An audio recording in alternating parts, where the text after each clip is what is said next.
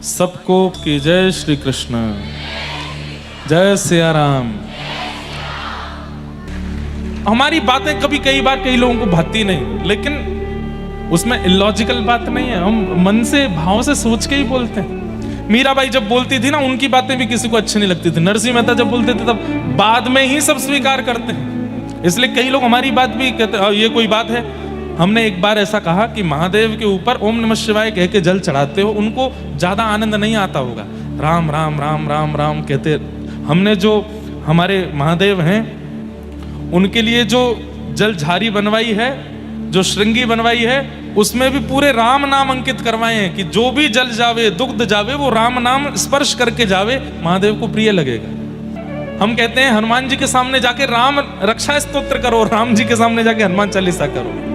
अपने प्रिय की बात सुनने में ज्यादा अच्छा लगता है। अपनी प्रशंसा सुनने में जो प्रसन्न हो वो तो संसारी जीव है, अपने प्रिय की बात सुनने में अच्छा लगता है। तो महादेव से जिसने प्रेम लक्षणा भक्ति के अलावा कुछ भी मांगा उसका नाश हुआ। रावण ने लंका मांगी, कंस ने अमर होने का वरदान मांगा तो भगवान शिव ने धनुष दे दिया, और धनुष देते हुए क्या कहा, नारायण के सिवा कोई तोड़ेगा नहीं, और जो तोड़ेगा वो तुझे छोड़ेगा नहीं। कंस बोले ये कोई बात होती है, मैं तो अमर। अरे तो तुम रहे ना अमर, इसको छुपा के रखियो, ऐसी जगह रखियो कि नारायण के हाथ ना पड़े।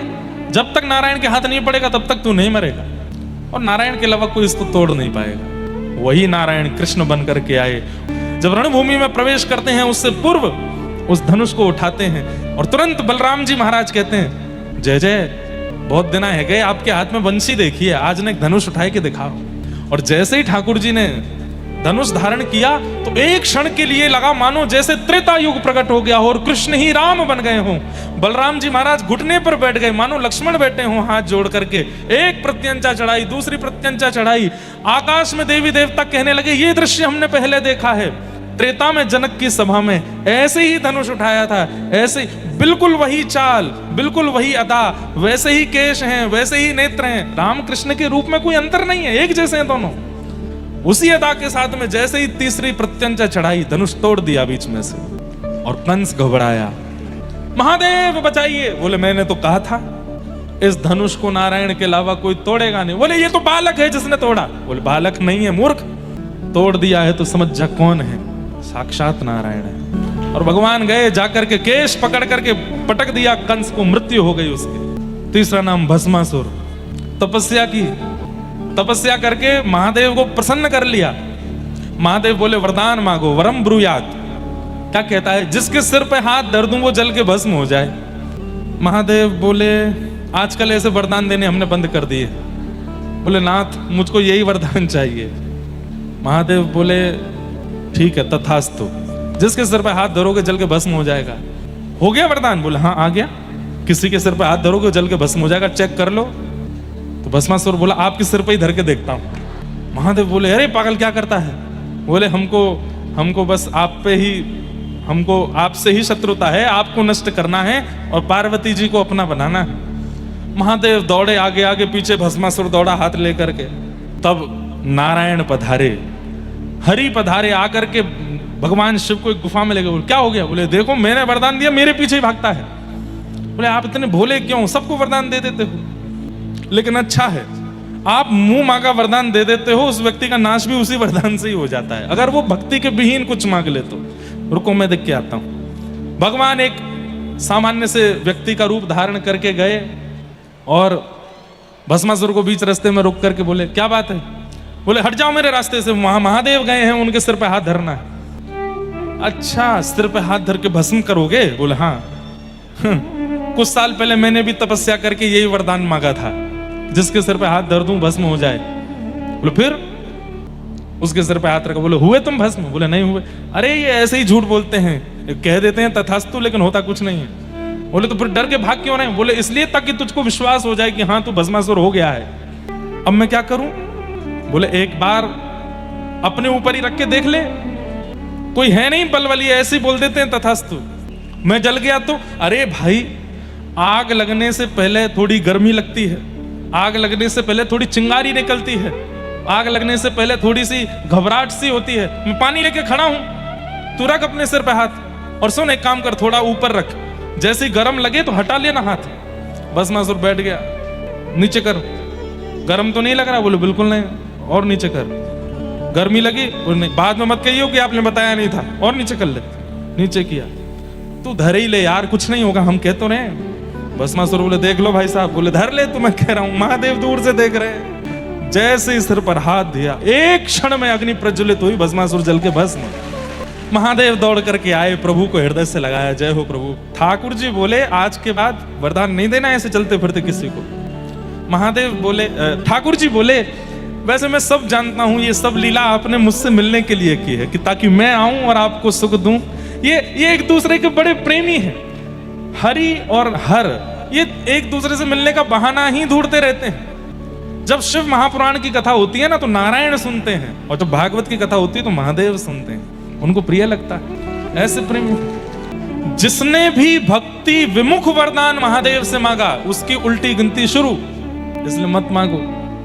हम आपको रोक नहीं रहे हैं कि भैया महादेव हमको पेपर में पास कर देना, महादेव हमको, हमारे एग्जाम आ रहे हैं, हमारे पेन हम छुपा देते हैं महादेव से पेन, इसमें शक्ति भर दो, लिखें तो महाराज धारा प्रवाह। महादेव से कृष्ण प्रेम मांगो भाई, जिसके पास जो वस्तु होती है वही तो मांगी जाती है। आप हमसे आकर के कहो कि महाराज जी कोई फिल्मी गाना सुनाओ, कैसे गा दूंगा मैं, मेरे को नहीं आता, मैं कैसे सुनाऊंगा। आप मुझसे कहो कोई कीर्तन सुना दो तो सुना दूंगा, क्योंकि मेरे पास वो है। अब आप जाकर के किसी हलवाई की दुकान पर मिठाइयां रखी और आप जाके बोलो भैया वो 2 इंच वाला बोल्ट दे दो, थोड़े नट दे दो, पेचकस दे दो, वो गए कहाँ आ गए भाई, मिठाई की दुकान है, रसगुल्ला लो, गुलाब जामुन लो, और क्या मिलता है, हाँ पेठा लो और घेवर लो, ये नट बोल्ट तो मिस्त्री की दुकान पे जाओ। ऐसे ही महादेव से केवल प्रेम मांगिए। मैं आपको विश्वास के साथ कह सकता हूं, नेत्रों के आंसू बंद नहीं होंगे यदि महादेव प्रसन्न हो गए तो। धारा प्रवाह कृष्ण विरह में नेत्र सजल ही रहने वाले हैं सदा।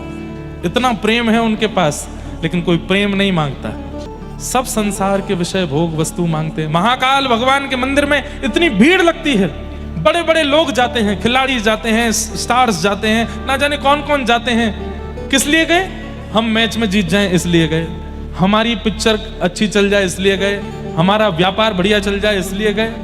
अरे ये सब मत मांगो महादेव से, महादेव से तो केवल प्रेम मांगो। नरसिंह मेहता, पता नहीं क्यों इस कथा में बार बार हमारे जो बल्केश्वर महादेव के सेवाधिकारी हैं, आप भी गुजरात से हैं ना, और नागर ब्राह्मण हैं, नागर ब्राह्मण ही हैं नरसिंह मेहता। तो नरसिंह मेहता जब उनके सामने महादेव प्रकट हुए तो महादेव प्रकट होकर के सबसे पहला महादेव का स्वरूप है, पहले ही बोलते हैं वरम ब्रूयात, वरदान मांगो, ताकि अगर तुम संसारी वस्तु मांगो तो वो तथास्तु कह के तुरंत चले जाएं। वो पीछा छुड़ाना चाहते हैं, उन पर समय नहीं है बहुत देर रुकने का। नरसिंह मेहता के सामने जैसे प्रकट हो गए महादेव, तो महादेव कहते हैं वरदान मांगो। नरसिंह मेहता क्या कहते हैं? मुझे कुछ नहीं पता कि मुझे क्या चाहिए, और मैं जानता हूं, मैं कथा सुन चुका हूं, जिसने भी आपसे वरदान मांगा उसका नाश ही हुआ है। रावण का नाश हुआ, कुंभकर्ण का नाश हुआ, कंस का नाश हुआ, मुझे अपना नाश नहीं कराना। इसलिए मेरे को तो ये वरदान दे दीजिए, आपके हृदय को जो बहुत प्रिय लगता हो वो मुझको दे दीजिए। महादेव के नेत्र खुल गए, अरे वाह ये क्या मांगते हो? बोले हाँ, आपके हृदय को जो बहुत प्रिय लगता हो वो मुझको दो। महादेव बोले तुमने तो फंसा दिया हमको। बोले जय जय, अब कृपा करिए ना, आपके हृदय को जो सबसे प्रिय हो वो मुझको दो। महादेव ने कहा हाथ पकड़ो। नरसिंह मेहता छोटे बालक थे, हाथ पकड़ा महादेव का, बोले आंख बंद करो, और नेत्र बंद करके कहां जूनागढ़ में प्रकट हुए। और थोड़ी देर में जब नेत्र खोले तो यमुना जी का कलकल प्रवाह है, श्री वृंदावन की कुंज गलियों में प्रकट हो गए। महादेव स्वयं एक गोपी बन करके हाथ में मसाल लेकर के, और छोटी गोपी के रूप में नरसिंह मेहता को लेकर के रास में पहुंच गए, और वहां महाराज चल रहा है ठाकुर जी का, और महादेव नरसिंह मेहता को लेके गए, प्रिया प्रियतम के मधुर रास का दर्शन कराया। बंधुओं, कलयुग में, अरे सतयुग त्रेता द्वापर में भी वर्षों वर्षों तक प्रतीक्षा करने पर भी रास का दर्शन नहीं होता। कलयुग में एक क्षण में नरसिंह मेहता ने रास में प्रवेश कर लिया, क्योंकि महादेव की कृपा हुई। दूसरे आत्मदेव नाम के ब्राह्मण, जिन्होंने महादेव की आराधना की, और महादेव जब प्रसन्न होकर प्रकट हो गए तो बोले आपके हृदय की सबसे प्रिय वस्तु मुझे दे दो। महादेव बोले भाई ये मत मांगा करो, बाकी जो चाहे मांगा करो। बोले नहीं अब तो यही चाहिए। तो महादेव बोले रुको। महादेव गए और श्वेत द्वीप से श्री राधा वल्लभ लाल जी को लेकर के आए और आत्मदेव ब्राह्मण को प्रदान कर दिया। वृंदावन के श्री राधा वल्लभ लाल ये महादेव ने ही प्रदान किए हैं एक ब्राह्मण को। राधा वल्लभ जी कौन है? ये महादेव के घर के ठाकुर जी। जैसे हमारे घर के ठाकुर जी हैं, सबके घर में लड्डू गोपाल हैं, प्रियालाल हैं, हमारे श्री गिरधर लाल हैं, ऐसे ही महादेव के निज ठाकुर जी हैं श्री राधा वल्लभ लाल जो वृंदावन में विराजमान है। आत्मदेव ब्राह्मण ने कहा कि अपने हृदय की सबसे प्रिय वस्तु मुझे दो, तो महादेव राधा वल्लभ जी को लेकर प्रकट हो गए और उनको दिया। बाद में फिर कालांतर में भगवान की वंशी के रूप में श्री हितरवंश महाप्रभु आए और आत्मदेव ब्राह्मण से चित्तावल ग्राम से राधा वल्लभ जी को लेकर के वृंदावन पधारे। अरे महादेव से मांगिए, वो प्रेम देते हैं, उनके पास प्रेम ही है। पर हम लोगों को लगता है विशाल चट्टानों के बीच में रहते हैं, हिमालय पर रहते हैं, सदा योगी रहते हैं, सदा जोगी भेष में रहते हैं, तो ये शायद मनोकामना पूर्ण करने वाले होंगे। अरे वो कर देते हैं मनोकामना पूर्ण, पर उससे आपका लाभ होने वाला नहीं है। संसार की कोई वस्तु मांगी तो 10-5 साल सुखी रह लोगे, उसके बाद फिर दुखी होना पड़ेगा। इसलिए महादेव से तो अनंत सुख मांग लीजिए। और क्या मांगो? प्रेम मांगो, प्रिया प्रियतम से प्रेम मांगो, श्री कृष्ण से प्रेम मांगो, व्रज से प्रेम मांगो। तो महादेव से कुछ और मत मांगिएगा, क्योंकि वस्तु मिल तो जाएगी पर लाभकारी नहीं होगी। मैं ऐसा नहीं कहूंगा कि नाश होगा, पर हाँ ऐसा जरूर है कि कलयुग में भगवान ने नाश करना बंद कर दिया है। व्यक्ति अपने कर्मों से मरता है, इसलिए ठाकुर जी यहाँ उद्धार नहीं करते, स्वीकार करते हैं। कलयुग में भगवान उद्धार नहीं करते हैं किसी का भी। जैसे सतयुग त्रेता द्वापर में सुदर्शन चक्र घूम रहा है, कभी भगवान की गदा चली जाती है, कभी भगवान बाण मार देते हैं, आदि आदि। कलिकाल में भगवान को हमारे ऊपर दया आती है कि भाई ये बड़े अबोध बालक हैं, इन पर क्या करें, बोले अपने कर्मों से ही मरेंगे। इसलिए यहां नाश नहीं होता, लेकिन हाँ यदि महादेव से कुछ ऐसा मांगा जो प्रेम विहीन है तो उससे बहुत लाभ नहीं होगा। इसलिए महादेव से मांगना है तो प्रेम मांगो और ठाकुर जी का प्रेम मांगो, वही दे सकते हैं। भीगे देव हैं, 24 घंटा भीगे ही रहते हैं, और भीगे देव के पास जाओगे तो आपको भी भिगो देंगे, प्रेम में भिगो देंगे, भाव में भिगो देंगे। आज यही मेरे चल रहा था कि मैं पहले दिन से बल्केश्वर महादेव के चरणों में आया हूं, पर महादेव को अच्छे से स्मरण नहीं कर पाया। हमने कहा आज स्मरण करके ही नंदोत्सव की कथा में चलेंगे। नंदस्त्वात्मज उत्पन्ने जाता ह्लादो महामना। नंद जी के लाला भयो है। अब सब लोग बिल्कुल ध्यान से सुनो, ब्रज लीला आपको सुना मैं। नंद जी के लाला भयो है। ऐसा हमारे पूज्य नाना जी पंडित श्री कृष्णलाल शास्त्री जी बहुत अच्छे ब्रज साहित्य के विद्वान थे। वो हमको बड़ी कथाएं सुनायो करते। मोते कहते बोले लाला एक बात बता। मैंने कि हाँ। ठाकुर जी जन्मे देवकी के यहाँ। मैंने जी तो फिर यशोदा के यहाँ जावे को ये औचित्य कहो। 11 वर्ष के काजी गए, फिर लौट के वहीं देवकी के पास आए गए। मैंने नाना जी आप ही बताओ। तो हमारे नाना जी एक बड़ी सुंदर कथा सुनाया करते कि नंद बाबा के कुल पुरोहित हैं श्री सांडिल्य मुनि, इसलिए हमारे ब्रजमंडल में सांडिल्य गोत्रीय ब्राह्मण अधिक मिलेंगे और सनाड्य ब्राह्मण जिनको कहते हैं खूब मिलते हैं। तो सांडिल्य मुनि जो हैं ये नंद बाबा के कुल पुरोहित हैं। सब लोग इधर देखो, ध्यान से श्रवण करो। नंद बाबा समय समय पर यज्ञ अनुष्ठान कराते रहते हैं कि क्यों? कि हमारे वंश को वर्धन हो, हमारे वंश में कोई ऐसा बालक आवे जो हमारी पीढ़ी को आगे लेके चले, और पीढ़ी को आगे लेके चले वह बालक को संकल्प काय भाव से करें? बोले विष्णु आराधनार्थाय। जैसे लोगों के चित्त में भाव होता है कि हमारी संतान हो, उससे हम क्या उम्मीद करते हैं, क्या एक्सपेक्ट करते हैं? बड़े होकर के पढ़े लिख के विद्वान बने, हमारे वंश को आगे बढ़ावे, हमारी संपत्ति को आगे बढ़ावे, हमारा नाम रोशन करे। लेकिन नंद बाबा की उम्मीदें कुछ और हैं। क्या उम्मीदें हैं? 9 लाख गैया हैं नंद भवन में, मेरे बाद इनकी सेवा कौन करेगो, इनको गोबर कौन उठावेगो, इनको चरावे कौन जावेगो? तो गैयान की सेवा के काज एक ग्वारिया चाहिए। हमारे घर में बिन बुलाए संत आते रहे में, उनको प्रणाम करवे वारो, दक्षिणा करवे वारो, उनकी सेवा करवे वारो, संत सेवा हरिजनन की सेवा करवे वारो एक सेवक चाहिए। व्रजमंडल के राजा हैं नंद बाबा, लेकिन राजान जैसे काम ना आए तो कहा करें? बोले ब्रजवासिन के घर घर जाए कि सब सुखी तो हैं, सब प्रसन्न तो हैं, यही पूछते रहे। तो मेरे बाद कौन पूछेगो? और इन ब्रजवासिन की चरणन की धूल में सदा लौटवे को काम कौन करेगो?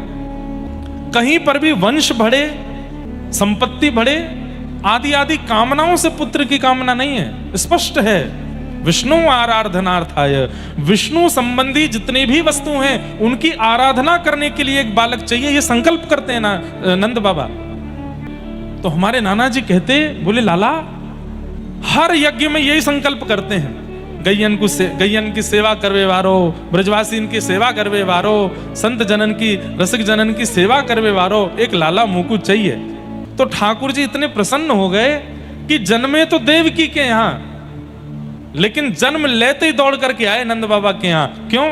बोले आपने जो बालक की कामना करी है, ऐसो बालक मैं कोई और दे ना सकूं, ऐसो बालक बनके तो मैं स्वयं ही आऊंगा। गैयन की सेवा, हरिजनन की सेवा, ब्रजवासीन की सेवा, ये मोत बढ़िया कोई ना कर पावेगो, या हमारे में कोई अंश नहीं भेजूंगो, कोई आशीर्वाद नहीं भेजूंगो, मैं स्वयं आऊंगो। तो एक कारण तो ये, इसलिए ठाकुर जी नंद बाबा के यहाँ है। दूसरा कारण बहुत सुंदर, तो सांडिल्य मुनि यज्ञ कराने आते रहते हैं। सांडिल्य मुनि नंद बाबा के परिवार से भली भांति परिचित भी हैं, लेकिन एक बार सांडिल्य मुनि कहीं बड़े व्यस्त हो गए, आ नहीं पाए, और उन्होंने अपनो भांजो भेजो कि लाला तू चलो जा नंद बाबा के यहाँ, यज्ञ है वह कराया।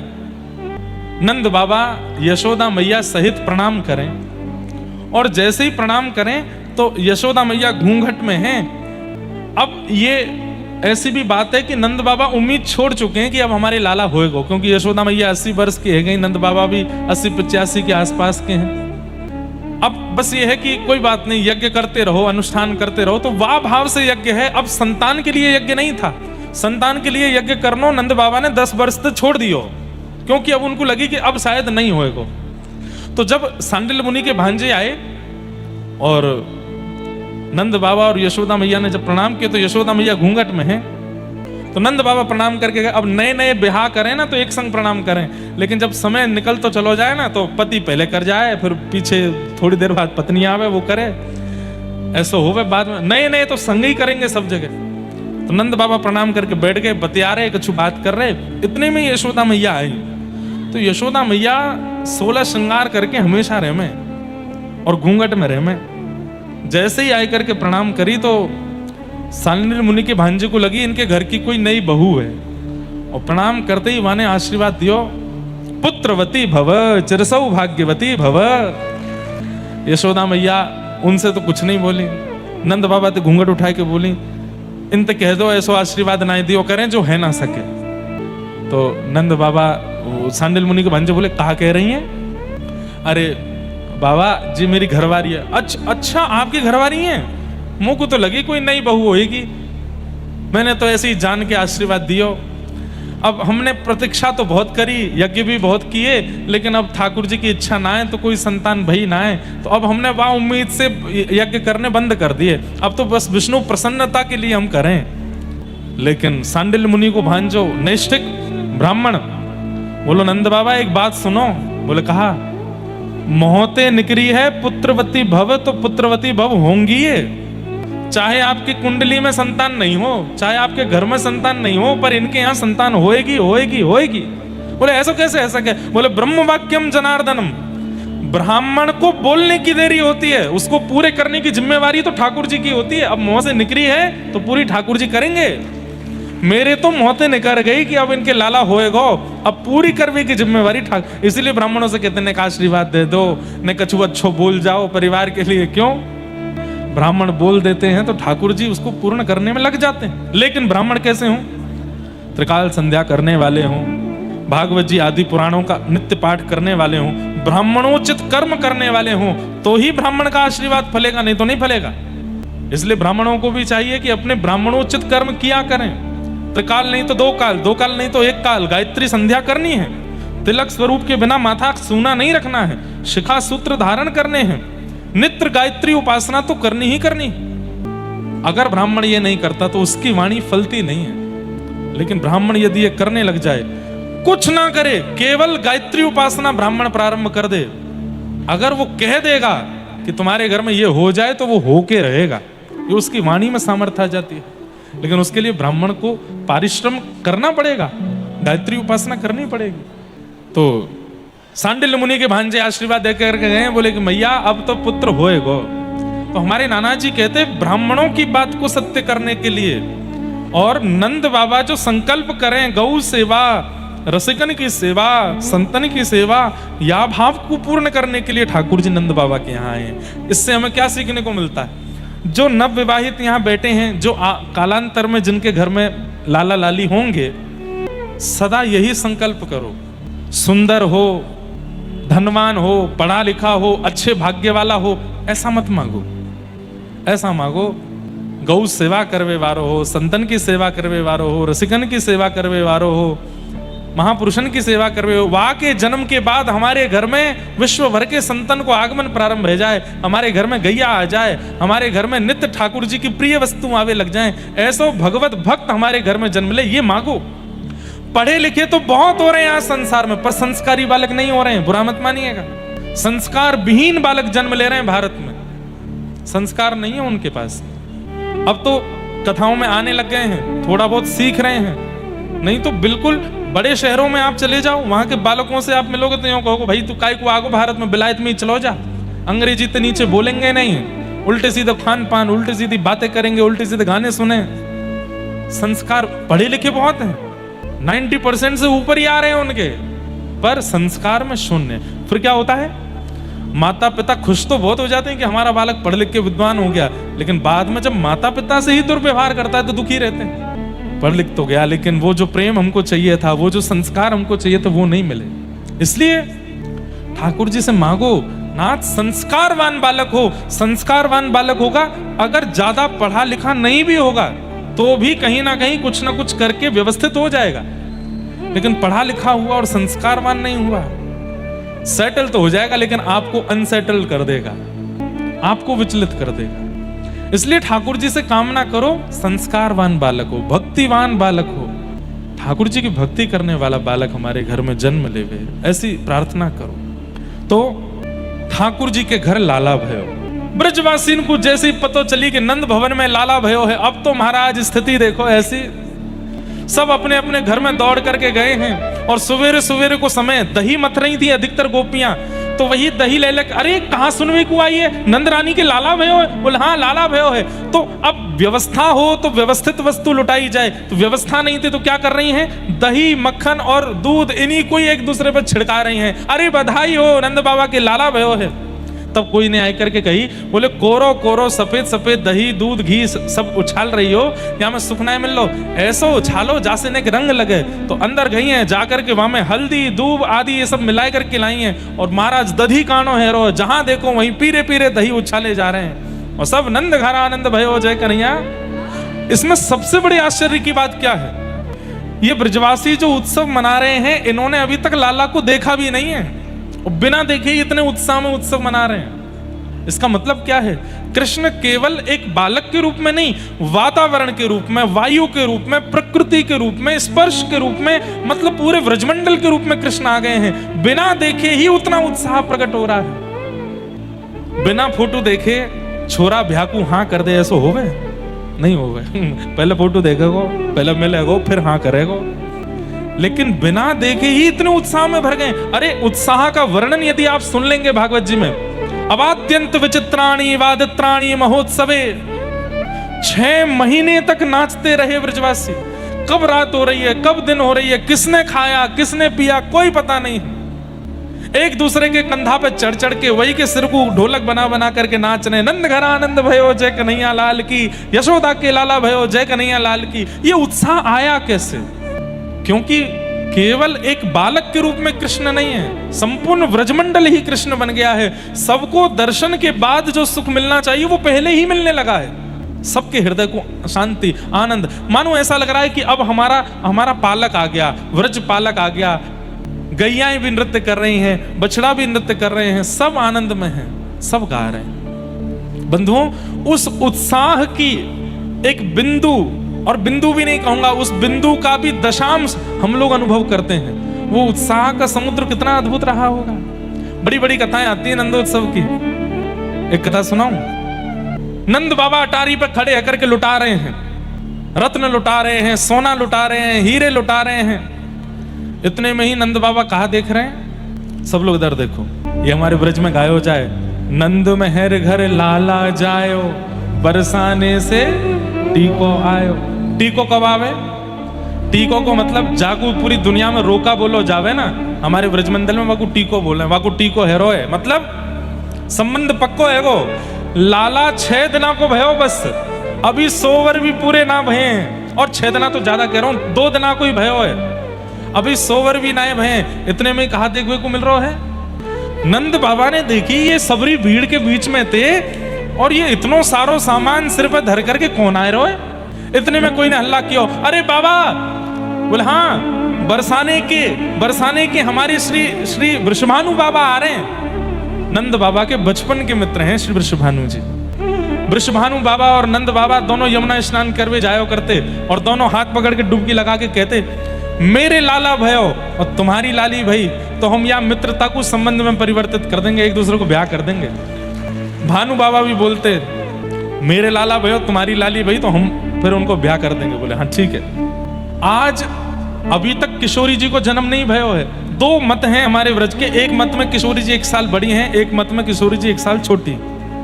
अब बड़ी हो चाहे छोटी हो, हम तो यही कह में हमारे माई श्यामा जू को राज, चाहे बड़ी हो चाहे छोटी हो, राज उन्हीं को ही है व्रजमंडल में। तो अभी तक किशोरी जी को जन्म भयो नहीं है, ठाकुर जी को जन्म भयो। और महाराज वृषभानु बाबा टीको लेके आए गए, नंद बाबा उतर करके आए। नंद बाबा को पहले लगी कि लाला हेवे की खुशी में बधाई लेके आए। नंद बाबा बोले, आओ भैया मित्र बड़े, तुम्हारी कृपा से और तुम सबन की कृपा से देखो लाला भयो है। वृषभानु बाबा बोले, वो सब तो ठीक है, समधी जी लो चैन पहनो। नंद बाबा बोले, अब बोलूं कैसे? बोले ये क्या कर रहे हैं समधी जी? अरे लाला 2 दिनों को भयो अभी, और लाला 2 दिनों को भयो सो भयो, बात ठीक है, इनके तो लाली है ही ना है, बिना लाली के समधी बनने। यशोदा मैया के पास कीर्ति मैया गई हैं, हृदय से लगा रही हैं, और जैसे समधी समधन मिले वैसे ही मिल रही हैं, और उनको साड़ी दे रही हैं। आपको बहुत बहुत बधाई। अब तो ये मित्रता संबंध में परिवर्तित है वारी है। नंद बाबा बेचारे कछु नहीं कह रहे हैं, भीतर लेके गए और टोपी कुर्ता, बढ़िया सुंदर टोपी कुर्ता और जूती, ठाकुर जी 2 दिना की छोटी छोटी जूती आई हैं उनकी, और पामन में पहना करके, हाथन में कड़ूला, पामन में सुंदर पहना के, और गले में हार पहना के टीको कर दियो। ब्राह्मण देवता पूरा वो कर रहे हैं, मंत्रोच्चारण कर रहे हैं, और नंद बाबा यशोदा मैया खड़े खड़े संकोच में देख रहे हैं, ये है कारो है। और जैसे ही नारियल धरो हाथ में, 2 दिना के लाला के हाथ में नारियल धर के, और महाराज सबरे बरसाने वाले तो बधाई देने लगे, बधाई हो सबन को बधाई हो, संबंध पक्को है गो, टीको है गो लाला को। 2 दिना के गोपाल जी को टीको है गो। नंद बाबा बोले, वृषभानु बाबा ने कि एकांत में आओ। एकांत में गए, बोले कहा बात है? देखो आप बुरो मत मानियो, मैं आपको संकोच में ना डालना चाहूं, पर संबंध तो तब होवे जब लाली लाला दोनों हूं मैं। लाला है क्यों मान लियो कि आपने वाको टीको कर दिया, अभी 2 ही दिना को है, लेकिन लाली अभी बरसाने में किलकारी तो भई नहीं है, और आप संबंध पक्को कर गए। बोले मैं यही मारे संबंध पक्को करके गया हूं। 9 लाख गैया चारों तरफ नंद भवन के खड़ी हैं, तो गैया साक्षी, हजारों ब्रजवासी चारों तरफ खड़े हैं, तो ये सब ब्रजवासी साक्षी, असंख्य ब्राह्मण वेद ध्वनि पाठ कर रहे हैं, ये सब साक्षी बनेंगे। मैं टीको करके लाल को जा रहा हूं। अब आकाश में बैठे देवतान को भी ध्यान रखना पड़ेगा, लाला को टीको है गए हो, कहीं क्वारो नहीं रह जाए, हमारी बरसाने में लाली भेजे। मैं तो पक्को करके जा रहा हूं, तुम्हारो लाला कहीं क्वारो नहीं रह जाए।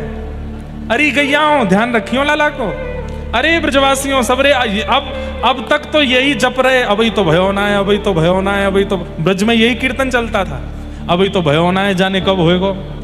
अब से अपनो संकीर्तन बदलो, अब कहा कहनो, अभी तो भई ना है, अभी तो भई ना है, जाने कब होएगी। और बोले चाहो कि इतने बरसन में भयो लाला कहीं क्वारो नहीं रह जाए, तो अब यही मंत्र जाप शुरू करो कि बरसाने में छोरी आनी चाहिए। और भैया मैं यही मारे टीको करके जा रहा हूं कि मुझको विश्वास है यमुना जी, गैया और ये सब ब्राह्मण मुझको निराश नहीं करेंगे, बरसाने में तो लाली ही आवेगी। अब तो बस प्रतीक्षा करो। ठाकुर जी के हैवे के बाद से ही व्रजमंडल में नाम जब शुरू हो गए, अभी तो भई ना है, अभी तो भई ना है, जाने कब होएगी। जब ठाकुर जी 1 साल के भय, प्रथम जन्माष्टमी हुई है व्रजमंडल में, ऐसा उत्सव मनाया कि बादलों के रंग बदल गए, कोई गुलाबी कोई बैगनी, इतना उत्सव ब्रजमंडल में मनाया। लाला 1 वर्ष के भय, और वह 1 वर्ष के उत्सव में वृषभानु बाबा और कीर्ति मैया फिर से आई हैं। अब की बार कीर्ति मैया गर्व से, और बस यही प्रार्थना करके गई हैं कि 1 महीना और है, आप कृपा करियो सब मंगलमय हो। और ठीक 1 महीना बाद अष्टमी के ही दिन नंद बाबा बैठे हैं और इतने में खबर आई है, बोले बाबा बधाई हो। काय बात की बधाई, काय बात की बधाई? ना ना ना ना, घर में बहू आवे वारी है, बहू को जन्म भयो, बधाई हो। ऐसी अद्भुत संरचना, ऐसी अद्भुत लीला, ऐसे अद्भुत विवाह को प्रसंग और कहीं सुनो ही नहीं होगा कि ससुर जी को बहू के जन्म की बधाई मिल रही है। नंद बाबा यशोदा मैया दोनों बड़े प्रसन्न भये। यशोदा मैया के तो नेत्रन से आंसू निकलने लगे। एक दिन 1 साल को लाला, 2 दांत निकले हैं बस, अभी नेक नेक बैठना सीखे और बिल्कुल दुल्हा जैसा श्रृंगार किया ठाकुर जी को। बढ़िया वाली अचकन पहनाई है, नीचे बढ़िया सुंदर एक धोती पहनाई है, जामे से सब आर पार दिखाई दे रहा है। पीत झंगुलिया पहने, लाला पीत झंगुली पहने, दामे से शाम कांति स्पष्ट दिखाई देवे ठाकुर जी की। गले में बगनखा पहनो है, सिर पर अपने घुंघराले केशन को बांध करके वहां में एक मोती बांध के एक मोर पिछ लगाया है। यशोदा मैया ने गोद में उठाए और महाराज बैलगाड़ी में सामग्री भर करके नंद बाबा पहुंचे हैं सीधे बरसाना धाम।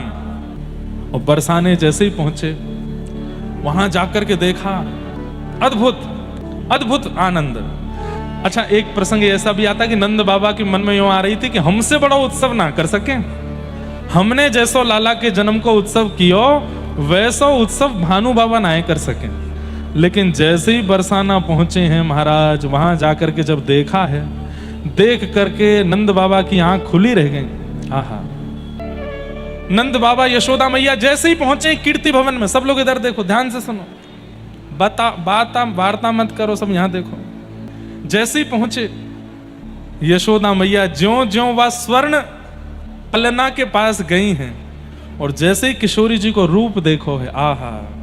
अरे कह रहे हैं रूप तो बाद की बात है, किशोरी जी अपने चरण ऐसे हाथ से पकड़ के लेटी भई हैं और वो चरणन को जो नीचे को भाग है वो दर्शन कियो यशोदा मैया ने।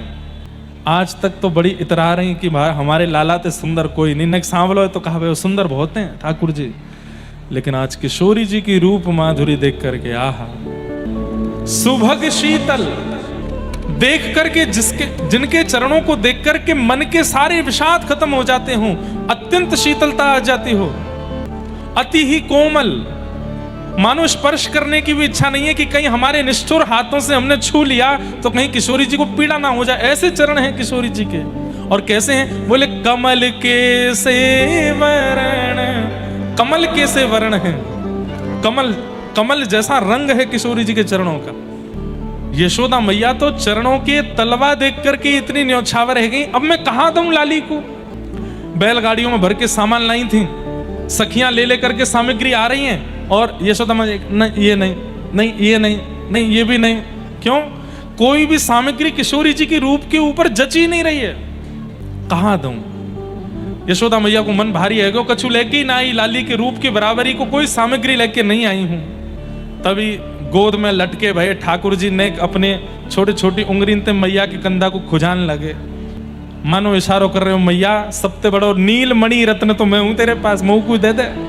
अच्छा, ये भी एक सिद्ध बात है, 1 साल तक ठाकुर जी का नामकरण नहीं हुआ, 1 साल तक नामकरण नहीं हुआ था भगवान का, तो यशोदा मैया क्या बोलती थी लाला को? नीलमणि ही बोलती थी। नीलमणि, अरे मेरो नीलमणि कहां चलोगे, मेरो नीलमणि कहां है? नीलमणि, नीली नीली सी मणि है ठाकुर जी। जब हंसते हैं तो ऐसा लगता है आहा बस देखते रहो। ठाकुर जी का रूप कैसा है पता है? जैसे कोई गहरा सरोवर और उस गहरे सरोवर में 2 पुष्प खिले हों कमल के, बिल्कुल गुलाबी, ऐसे हैं ठाकुर जी के नेत्र।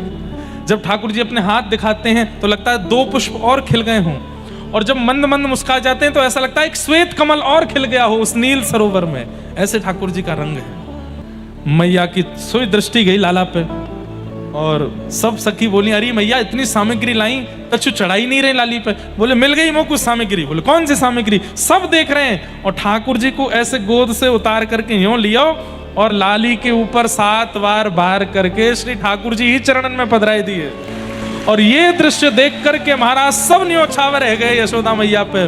बोलो युगल जोड़ी सरकार की। आहा, आज पहली बार दोनों युगल एक साथ आए हैं। पलना में युगल पौड़े, छोटे से पलना में। महादेव से रहा नहीं गया इस लीला को देख के। महादेव सब जगह पहुंचे।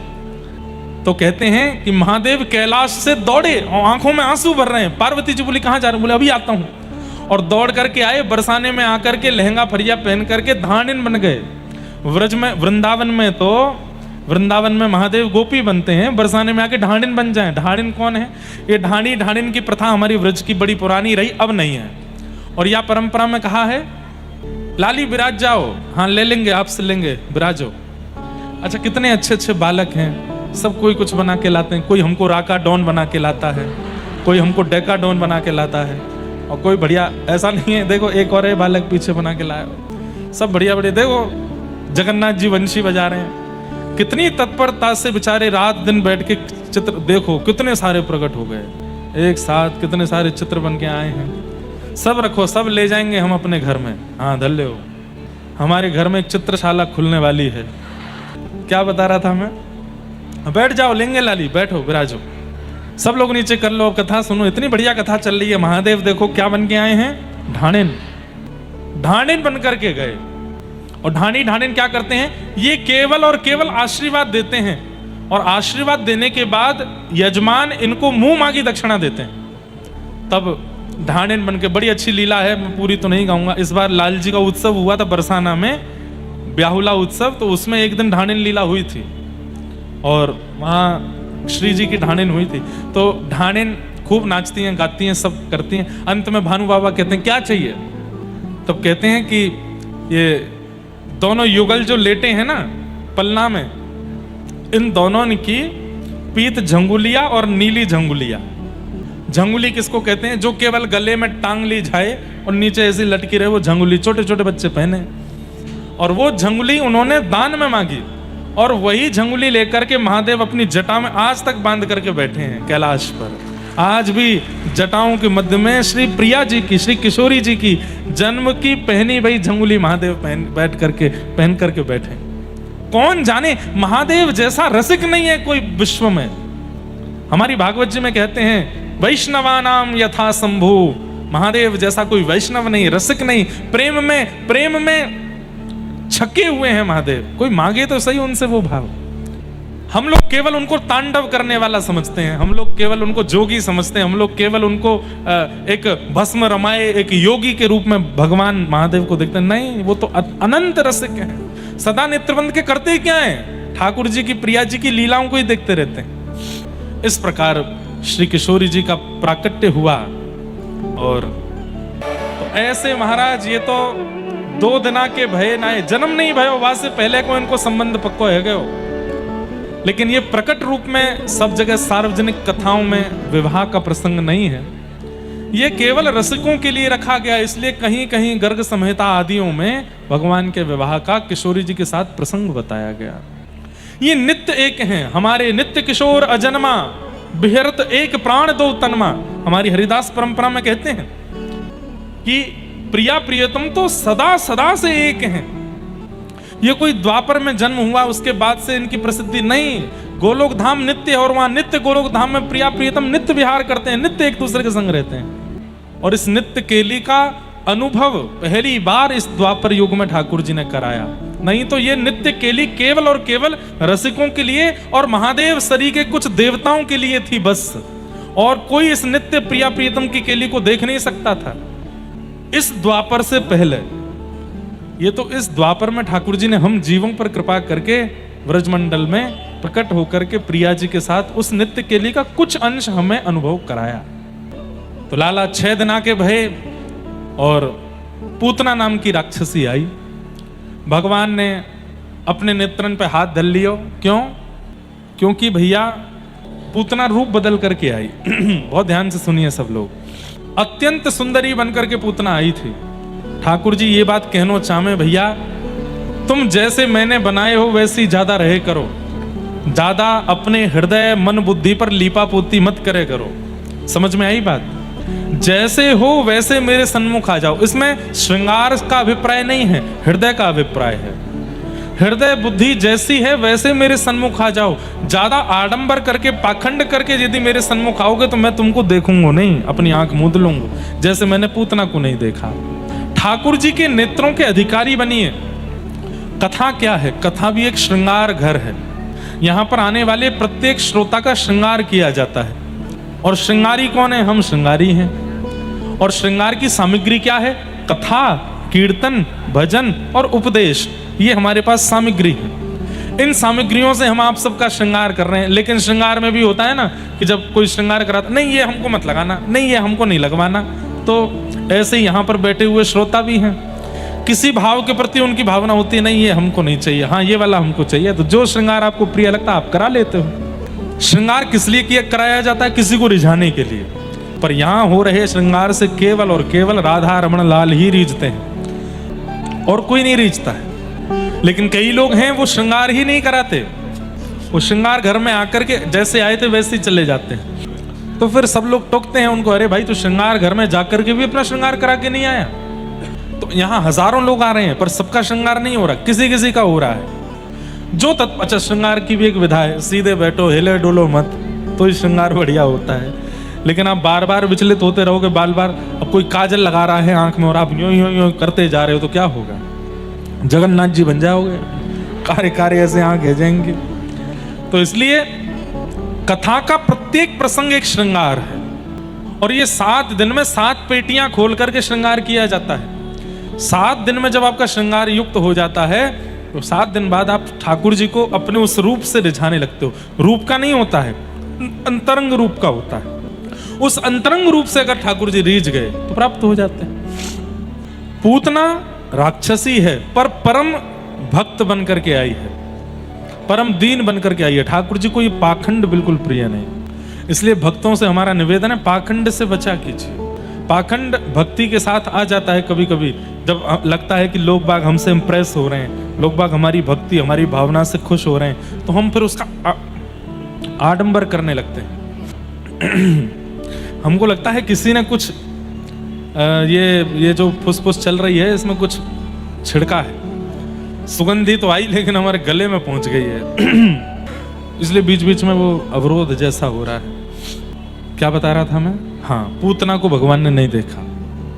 पूतना को ना देखने का दूसरा कारण क्या है कि पूतना जब व्रजमंडल में आई तो जितने भी लोग कीर्तन कर रहे थे सब कीर्तन छोड़ के उसको देखने लग गए। इतनी सुंदर बन के आई। इसका मतलब हरि भजन परायण, हरि भक्त परायण लोगों का जो ध्यान भंग करता है उसको ठाकुर जी नहीं देखते हैं। जो कथा से आपको विमुख कर रहा है, भजन से विमुख कर रहा है, भक्ति से विमुख कर रहा है, नाम जप से विमुख कर रहा है, उसको ठाकुर जी फिर देखते नहीं है। क्यों? तेरे कारण मेरे भक्तों का भजन छूट रहा है, तुझे मैं नहीं देखूंगा। दूसरा कारण पूतना को ना देखने का। यह बहुत बड़ा दुर्भाग्य है कि ठाकुर जी के इतने समीप जाकर के भी पूतना भगवान के नेत्रों की अधिकारिणी नहीं बन पाई। भगवान गोद में गए, उसके पयोधर का पान किया और जैसे ही उसके प्राणों को पीने लगे, प्राणी समम रोष समन्वितो पिबत, यशोदा मैया कहीं बाहर चली गई थी, पीते पीते भगवान ने जैसे उसके प्राण पिए, विशाल रूप धारण कर लिया। सामुंच मुंचाल मित प्रभाषणी, बालक छोड़ चिल्लाने लगी। ठाकुर जी बोले या तो मैं आसानी तो पकड़ू ना हूं और एक बार जाकू पकड़ लूं फिर वाकू ठिकाने लगा के छोड़ूं। मौसी जी रो मत। 6 दिन के बालक जब बोलने लगे, पूतना बोली अरे बालक बोलता है, छोटा सा बालक बोलता है। और भगवान ने जैसे ही प्राण पिए पूतना का वध हो गया। बोलो पूतना मर्दन भगवान की। 6 दिन के ठाकुर जी ने पूतना का वध किया। एक बहुत सुंदर कारण हमारे पूज्य पिताजी बताते हैं कि ठाकुर जी ने नेत्र बंद करके महादेव को याद किया। क्यों? महादेव हम तो दूध घी दही मक्खन पीवे खावे आए हैं, पर ये मौसी देखो हमको जन्म लेती विष पिवावे आई है। अब विष पीवे को अधिकार और विष पीवे का अभ्यास हमारे पास तो है नहीं। इसलिए हे महादेव आप मेरे कंठ में आकर के बैठ जाओ और मैं जैसे ही आपको पयोधर पीऊंगो वह पयोधर में से जितनों भी विष तत्व है वो आप पी लियो, दूध में पी जाऊंगो। या हमारे ठाकुर जी ने महादेव को स्मरण किया। अद्भुत लीलाएं हैं ठाकुर जी की। पूतना का वध किया, जोर की आवाज हुई, ब्रजवासी बोले कहां भयो? तो जाके देखी नंद भवन की पीछे की दीवार टूटी पड़ी और विशाल विकराल पूतना पड़ी है। सब लोग पहले नंद भवन के भीतर गए, लाला कहाँ है? ना पलना में है, ना बिस्तर पे, ना यशोदा मैया के पास। जैसे ही सबने झांक करके देखी तो पूतना के ऊपर ठाकुर जी लेटे। दौड़ करके सबने ऊपर से ठाकुर जी उठाए। अब इसमें भी हमारे नाना जी बड़ी सुंदर बात बताते, बोले लाला ठाकुर जी की, जैसे मैंने एक प्रश्न किया था, ठाकुर जी राक्षसों को प्रधानता देते हैं कि भक्तों को? बताओ, भक्तों को। सब यही उत्तर दोगे। तो फिर पूतना के लिए वीवीआईपी ट्रीटमेंट, उसको अंदर तक बुला लिया, पलना तक आ गई वो, उसकी गोद में भी चले गए, और जो सुख किसी को नहीं दिया उसका पयोधर भी पी लिया। क्यों? तो ये मैंने प्रश्न नाना जी से किया, तो हमारे नाना जी ने इतना सुंदर उत्तर दिया कि आप सुन के आनंदित हो जाओगे। हमारे नाना जी बोले लाला देख, ठाकुर जी जब प्रकट भये तो 6 दिना के अंदर लगभग ब्रजवासी ने लाला के दर्शन कर लिए, लाइन लगा के सबने देख लिए। गुस्सा है गई कौन? गौशाला की सबरी गैया। बोले जबरदस्ती अपना नाम धर रखो, गौ ब्राह्मण प्रतिपालक श्री कृष्ण। अरे काय बात के गौ ब्राह्मण प्रतिपालक? 6 दिन है गए जन्म लिए और अभी तक गौशाला में हमको दर्शन देवे नहीं आए हैं। हम गैया हैं, हमारे खुर हैं, 4-4 पाँव में, हमको कोई भीतर नंद भवन में तो लेके जावे को नहीं। हम यहाँ बंदी भई हैं गौशाला में, और चारों धर दियो गए, और ये चराती रहो और दूध निकाल के लाला को अभिषेक करती रहो। काय बात को करें? और लाला नेक नेत्रन को तो दिखे, एक बार आके हमारा स्पर्श कर जाए, कहाँ बुराई है? अरे हमारे काज पृथ्वी पर आयो तो हम ते आके मिलना चाहिए सबसे पहले। सो ठाकुर जी के पास ये पुकार गैयान की पहुंच गई। ठाकुर जी बोले अभी मैं 6 दिना को हूं, कहीं चल के बाहर आ गया तो सबरे ब्रजवासी डर के भाग जाएंगे। 6 दिना को लाला चलन लगो, सामर्थ्य तो पूरी है मुंह में, लेकिन मुंह को पूर्ण रूपेण लाला जैसी लीला करनी है, तो मैं चलूंगा नहीं, फिरूंगा नहीं, लेकिन गैयान को दर्शन कैसे दूं? तो ठाकुर जी बोले रुक जाओ, एक लंबी नसैनी मंगाऊं। अभी नसैनी समझे? एक लंबी सीढ़ी मंगाऊं, बाप पे चढ़ के तुम सबन को दर्शन कराऊंगा। बोले कैसे? तो 6 दिना के ठाकुर जी ने पूतना को इतनो वीवीआईपी ट्रीटमेंट दियो, भीतर तक बुलाए ले, क्योंकि ठाकुर जी जानते हैं कि अपने रूप में आएगी तो ये लंबी हो जाएगी, और या के पयोधर पर लटको लटको मैं भी ऊपर पहुंच जाऊंगा तो सबरी गैयान को मेरो दर्शन है जाएगा। जितनी गैया हैं सब मेरो दर्शन कर लेंगे। गैया लगे और गैयान को दर्शन देवे के काजे ठाकुर जी ने पूतना को माध्यम बनायो। इसलिए कहीं भी किसी भी लीला में किसी राक्षस को प्रधानता ठाकुर जी दे रहे नहीं, अंतरंग रूप से किसी ना किसी भक्त के ऊपर कृपा कर रहे हैं, उसके द्वारा भी भक्तों के लिए ही आए हैं वो। जैसे ही पूतना के ऊपर से ठाकुर जी उठाए तो गैया व्याकुल है गई, ठाकुर जी को दूर से देखो है, इच्छा मन में है लगी कि हम पास से न देख लें। सो ठाकुर जी ने एक और लीला कर दी। कैसे? जैसे ही ठाकुर जी पूतना की गोद से उठाए तो सब गोपी बोली अरे 6 दिना को लाला ये राक्षसी आए गई, और याने आए करके कहीं कोई अला बला लाला पे टोना टोट का नए कर दियो हो, कहाँ करें कहाँ करें? तो सबरी ब्रजवासी गोपी बोली लाला को लेके गौशाला चलो, गौमूत्र से स्नान करावेंगी, गौ गोबर या के आंगन पे लगावेंगी, और गैया की पूंछते या को झाड़ो लगा देंगी, सोई सबरी अला बला निकल जाएंगी। ठाकुर जी मंद मंद मुस्कुरा रहे हैं, अब तो खुश हो गैयाओं, तुम्हारे पास ही आ रहा हूं। सोई सबरी गोपी लेकर के ठाकुर जी को गौशाला गई, भगवान को गैया की पूंछ से झाड़ा लगाया। ये एक ये टोना टोटका नहीं है, ठाकुर जी की अला बला को दूर करने के लिए यशोदा मैया का एक उपचार है। आज की माताएं भी कर सकती हैं। देसी गैया जहां विराजती हो, बालक बहुत रो रहा हो, बहुत विचित्र बेचैन हो रहा हो, समझ ना आ रहा हो क्या दिक्कत है, ले जाओ गैया के पास बैठ जाओ, बालक को गोद में लेके थोड़ी देर जो आपको स्तुति आती है वो स्तुति गैया के सामने बैठ के गाओ, और गैया की पूंछ से अपने बालक को झाड़ा लगाओ। गैया की चरण रज लेकर के लाला के 12 अंगों पे लगाओ, 12 अंगों पे लगाओ, और 12 अंगों पर लगा करके थोड़ा सा गौमूत्र और गौ गोबर का मिश्रण लेकर के हल्का सा टीका उसके माथे पर लगा दो, और ये सब सामग्रियां घर ले जाओ। जब तक बालक 6 महीना 1 साल का ना हो, गौ गोबर गौ रज नित्य लगाओ उसको। कोई अला बला टोना टोटका रोना धोना कुछ नहीं होगा उसको। क्यों? क्योंकि यही उपचार व्रज पालक ठाकुर जी के लिए यशोदा मैया करती हैं। आपके लाला तो नेक्से से एक घर के पालक हैं, उनको कर दो। गैया जानवर नहीं है, गैया पशु नहीं है, गैया तो भगवान की वैद्य है। जैसे हमारे वैद्य डॉक्टर हैं, ऐसे भगवान की वैद्य है गैया। उसकी सब सामग्री वैद्य के समान है, औषधि के समान है। इसलिए अपने अपने बालकों को कम से कम 5 साल तक बालकों का जन्मदिन गौशाला में ही मनाना चाहिए, गैयाओं के बीच में ही मनाना चाहिए।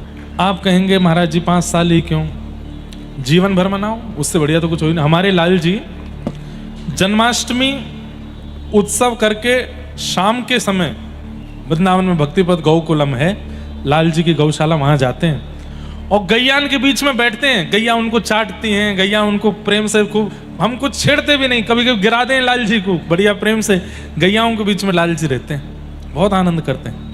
होली खेलने ठाकुर जी गैयाओं के पास जाते हैं। 2 नियम हैं उनके ठाकुर जी के, एक तो 3 नियम है, गोपाष्टमी, जन्माष्टमी और होली।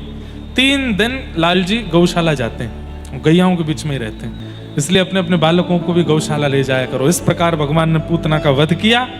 आगे भगवान का पलना महोत्सव हुआ और इसी बीच करवट महोत्सव मना। पहली करवट ली लाल जी ने 3 महीना के जब भये, करवट लेते ही पूरे ब्रजमंडल में नंगाड़े बजन लगे, लाला ने करवट ले ली, लाला ने करवट ले ली, बधाई हो। ब्रजवासी इकट्ठे है गए, लाल जी को मैया ले जाकर के एकांत में बैलगाड़ी के नीचे कपड़ा को झूला बना के वहां में सुवाए दें। इतने ब्रजवासी आ गए, लाला को छेड़ हैं, चैन ते सो जाएगो।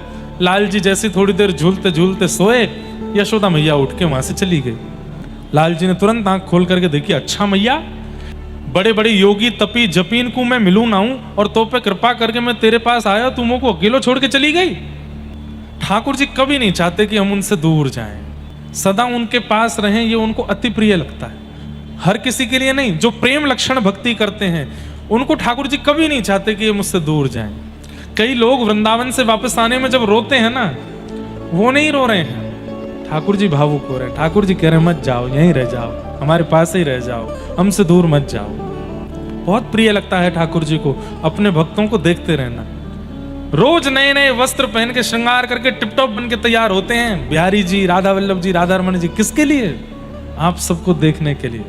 अरे हम लोगों में भी आलस से आ जाता है तो पुराने वस्त्र दोबारा पहन लेते हैं। हमारे ठाकुर जी पुराने वस्त्र कभी नहीं पहनते, रोज नए वस्त्र पहनते। क्यों?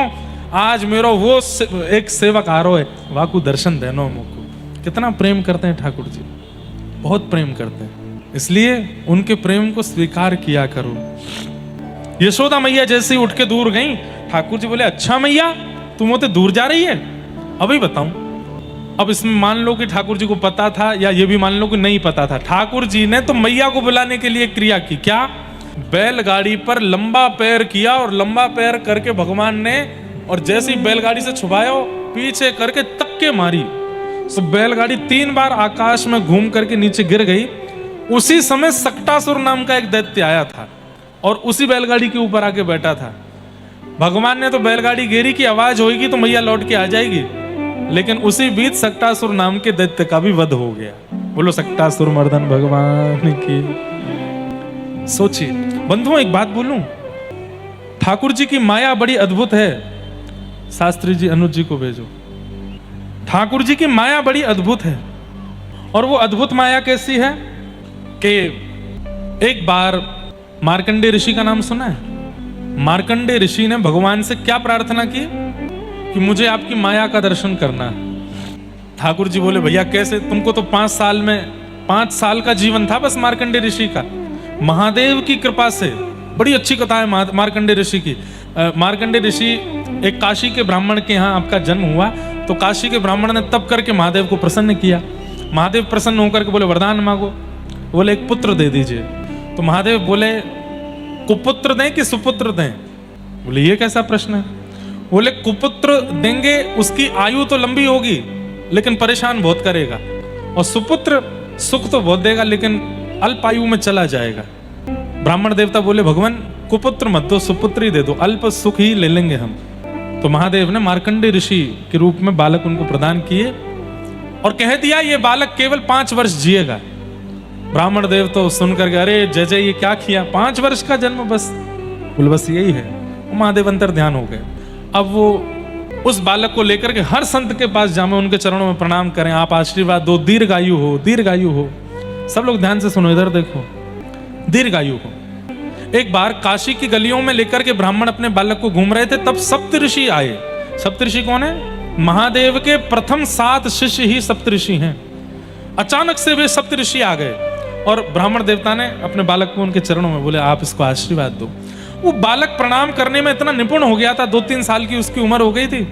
वो प्रणाम इतना अद्भुत करता था कि जो संत जन होते थे उससे प्रभावित हो जाते थे। सप्त ऋषियों ने आशीर्वाद दिया, दीर्घायु भव, तो ब्राह्मण देव बोले भगवान, अच्छा वो ब्राह्मण क्या करते थे, जब आशीर्वाद देते थे उसके बाद बताते थे कि महादेव ने इसको केवल 5 वर्ष जीने का आज्ञा की है और आपने दीर्घायु कर दिया, अब आप संभालो इसको, दीर्घायु होनी चाहिए।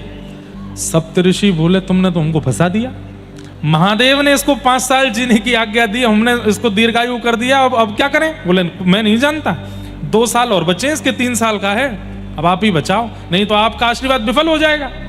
सप्तऋषि बोले सीधे महादेव के पास तो नहीं जा सकते, हमारे गुरुदेव हैं वो। तो उस बालक को लेके ब्रह्मा जी के पास गए और बालक से कहा ब्रह्मा जी को लंबी दंडौत करना और जैसे तुम करते हो वैसे ही करना। गोल मटोल बढ़िया सुंदर स्वरूप था। ब्रह्मा जी को जाकर के हा ऐसे दंडौत करें, फिर उठें, फिर दंडौत करें, फिर कभी नासिका से दंडौत करें, कभी एक पैर पे एक पैर रख के दंडौत करें।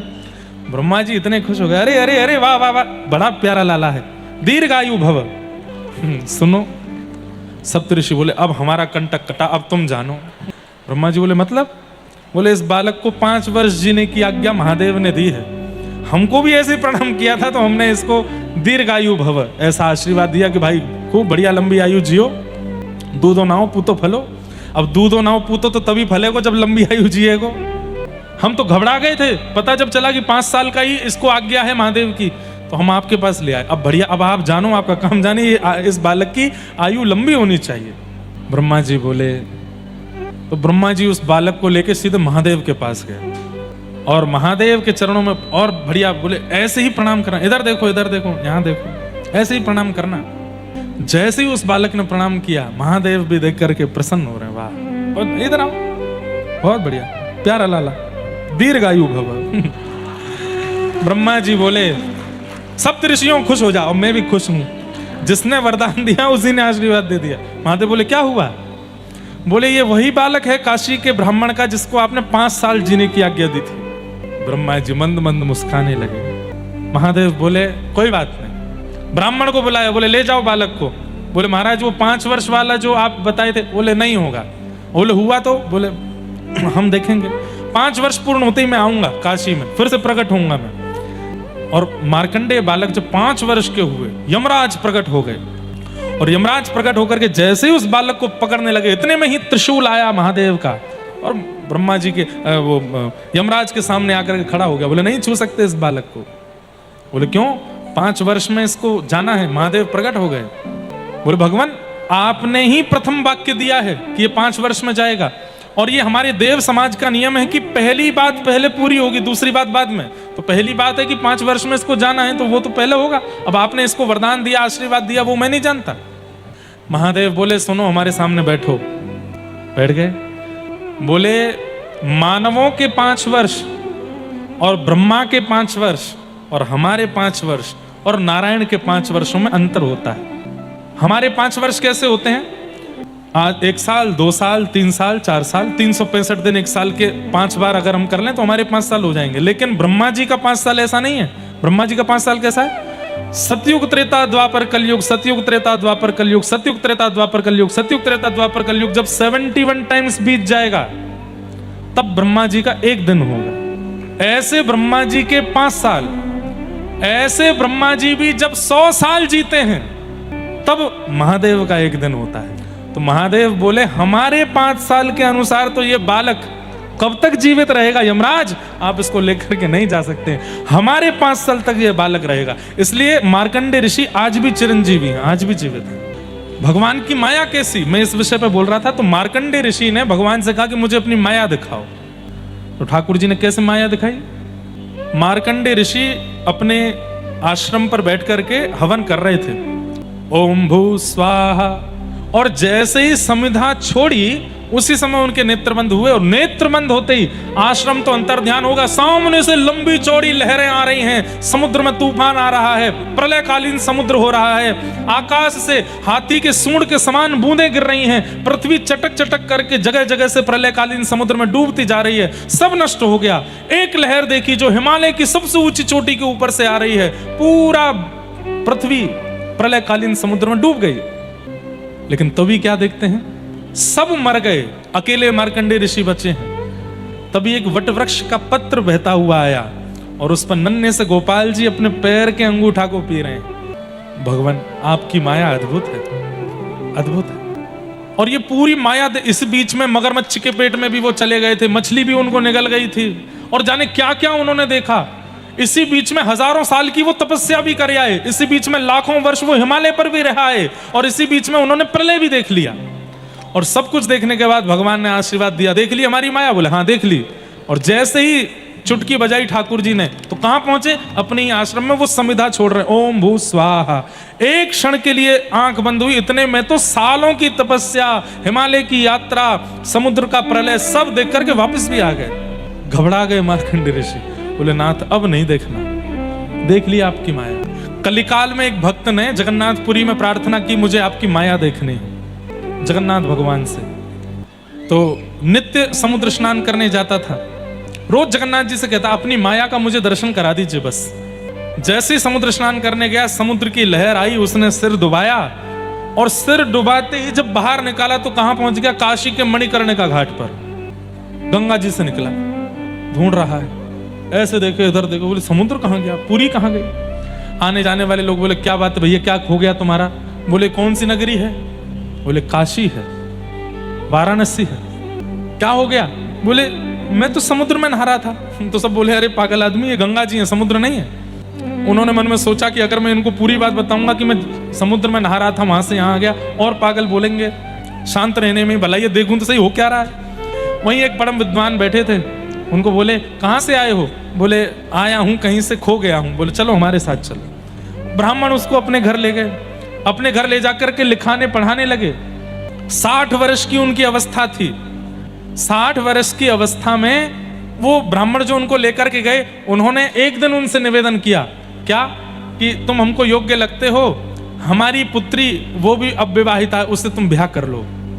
और उस ब्राह्मण की कन्या से उसका ब्याह हो गया। ब्याह के बाद बालक हो गए, बालकों के ब्याह हो गए, ब्याह होकर के बालकों के भी बालक हो गए, नाती पोता सब जन्म ले लिए। एक दिन सोचने लगे, कहाँ मैं जगन्नाथपुरी में था, भगवान से कहता था अपनी माया दिखाओ, ठाकुर जी ने काशी भेज दिया, वहां पर मेरी ब्राह्मणी प्रतीक्षा कर रही होगी मेरी, लेकिन अब तो बहुत आगे निकल गई बात, यहाँ मेरे बालक बच्चे सब हो गए। चलो, रोज गंगा जी स्नान करने जाते थे, आज फिर से गंगा स्नान करने के लिए जब गए, जैसे डुबकी लगाई तो फिर से महीपुरी में निकले, और उसी लहर से बाहर निकले जिस लहर से भीतर गए थे। और बाहर आकर के जब पीछे मुड़ के देखा तो ब्राह्मणी खड़ी है, इतनी देर हो गई है, समुद्र के भीतर ही मूड़ गाड़े बैठे हो, निकल के आओ बाहर। बाहर निकल के आए, देवी कितनी देर हुई मुझे, अभी तो गए थे भीतर। बोले वहां मेरा ब्याह हो गया, मेरे बालक आदि सब हो गए, मेरे सब कुछ हो गया। कहते हैं इतने घबरा गए वो। एक दिन उन्होंने पुरी में क्या देखा, काशी में जिनसे उनका ब्याह हुआ और जिनसे बालक हुआ वो सब उनको ढूंढते हुए जगन्नाथपुरी आ गए। तो दौड़ करके जगन्नाथ भगवान के पास गए, बोले नहीं देखनी माया, नहीं देखनी माया। जगन्नाथ भगवान प्रकट हुए, और देखनी है? बोले नहीं देखनी। इसलिए जैसा जीवन मिल रहा है उसमें प्रसन्न रहो, जाओ चलो। तो ये भी हो सकता है कि मैं और आप भी शायद कोई स्वप्न में हैं, अभी हम कहीं बैठे हैं और कहीं से स्वप्न देखा है और वो स्वप्न चल रहा है। और यही होता है, पता है, मृत्यु के बाद किसी किसी को ऐसा लगता है कि मैं वैकुंठ में बैठा था, मैंने आंख बंद करी थी, पृथ्वी पर जाकर के ब्याह कर आया, बच्चे कर आया, इतना सब कुछ बना बनू के दोबारा अभी अभी आंख खुली है मेरी। स्वप्न जैसा ही है। इसलिए मिथ्या वदति लोको यम, संसार मिथ्या है, हमको पता ही नहीं है सत्य है कि नहीं, सब माया है भगवान की। मैं भी मैं हूं ये इस बात का प्रमाण नहीं है, मैं शायद कोई और हो सकता हूं, कहीं और का हूं, ठाकुर जी की माया के कारण यहां घूम रहा हूं। अब ज्यादा इसमें पढ़ना नहीं तो सबको वैराग्य आ जाएगा, लेकिन ये सब माया है। ठाकुर जी की माया बड़ी विचित्र। सक्टासुर का भगवान ने वध किया। सक्टासुर के वध के बाद धीरे धीरे ठाकुर जी 1 साल के हुए, भगवान का नामकरण संस्कार हुआ। 1 वर्ष के लाला हुए, नामकरण हुआ ठाकुर जी का कृष्ण। गर्गाचार्य जी ने आकर के भगवान का नाम कृष्ण रखा। धीरे धीरे लाला बड़े हुए, चोरी करने लगे हैं। अब 3 बरस के ठाकुर जी हो गए। एक संस्था बनाई है, बाल गोपाल चौर प्रचार प्रसार मंडल। और इनका काम क्या है? बोले घर घर गोपियों के जाते हैं और वहां से जाकर के चोरी करके आते हैं। क्यों करते हैं चोरी? क्योंकि ब्रजवासी इन सब के ऊपर कंस ने एक कर लगा रखा है कि कोई भी व्यक्ति अपने घर में अधिक संख्या में दूध, घी, दही, मक्खन नहीं रख सकता, सबको मथुरा भेजना पड़ता है। इसलिए ठाकुर जी ने मन में विचार किया कि कंस के पास जावे उससे अच्छा हम ही चुरा के खा जाएंगे। सब ब्रजवासियों के साथ जाकर के ठाकुर जी चोरी कर करके खा जाते हैं। ऐसी मधुर लीला वृंदावन में कर रहे हैं। एक दिन मैया की मटकी फोड़ दी, सो मैया ने ठाकुर जी को ऊखल से बांध दिया। भगवान खिसक खिसक करके गए, दो वृक्षों के बीच से जब निकले, दो वृक्षों का स्पर्श होते ही नल कुंवर मणिग्रीव प्रकट हो गए। भगवान की स्तुति गाई, भगवान ने उनको मुक्त किया। दो वृक्षों को लाला के इर्द गिर्द गिरा हुआ देख करके यशोदा मैया ने निर्णय ले लिया कि अब हम गोकुल में नहीं रहेंगे, और सब ब्रजवासी वृंदावन को चले गए। सब ब्रजवासी मिलकर के इंद्र की पूजा करते हैं। ठाकुर जी ने जाकर के सब ब्रजवासियों को समझाया, बोले एक इंद्र की पूजा करते हो, और भी देवी देवता हैं, उनकी पूजा करो। बोले लाला 33 कोटि देवता हैं, सबकी पूजा करेंगे तो हम तो ऐसे बूढ़े हैं जाएंगे। तो बोले एक ये साध हैं, सब सद हैं, एक ऐसे की पूजा करो जिससे सब तृप्त हो जाएं। बोले ऐसा कौन है? बोले नारायण। वह नारायण की पूजा कहां करें लाला? तब ठाकुर जी बोले हमारे व्रजमंडल में जो गिरिराज पर्वत है ना, ये नारायण को स्वरूप है।